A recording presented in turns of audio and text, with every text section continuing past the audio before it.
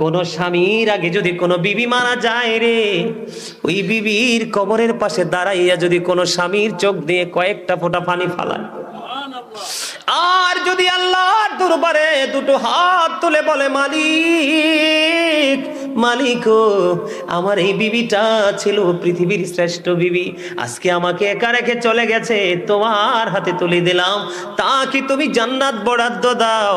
আমার নবীজি জানিয়ে দিয়েছে, ওই স্বামী যদি দোয়া করে স্ত্রীর জান্নাত বরাদ্দ হয়, তার সুখ কেউ কেড়ে নিতে পারে না।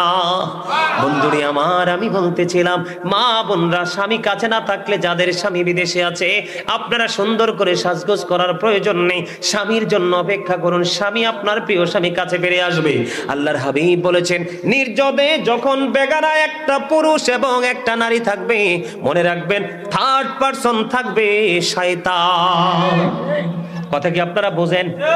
শুধু বেগানা নারী পুরুষ না, কোন ফুটফুটে সুন্দর বালক যদি তোমার ঘরে আল্লাহ পাঠায়, আল্লাহ রাসূল জানিয়ে দিয়েছে, এই ফুটফুটে বালকটাকেও তুমি তোমার হেফাজতে রাখো, তোমার রেঞ্জের বাইরে দিতে দিও না, যদি রেঞ্জের বাইরে যায় সেও বলৎকারের শিকার হতে পারে। এই জন্য বন্ধু, তোমাদের সম্পর্ক রাখতে হবে কার সাথে? পৃথিবীতে মেম্বার, চেয়ারম্যান, এসপি, ডিসি, যতই আপনার প্রয়োজন সবার সাথে প্রেম রাখেন, এর ফাঁকে আপনি প্রেম রাখবেন একজন হক্কানি আলেমের সাথে, ঠিক কিনা বলেন? তখন আপনি কোনোদিন আর পথভ্রষ্ট হবেন না, কোনোদিন বন্ধু আপনার লাইনচ্যুত হবে না, কোনোদিন কোনো অপরাধ আপনাকে হাত চানি দিয়ে ডেকেও আপনারে তার আওতায় নিতে পারবে না, ঠিক না বা ঠিক? আমার কথা কি আপনারা বুঝতে পারছেন?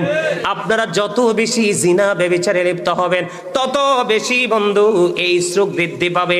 এই স্ট্রোক থেকে বাঁচতে হলে এই নোংরা পন্থা থেকে আমাদেরকে বের হয়ে আসতে হবে।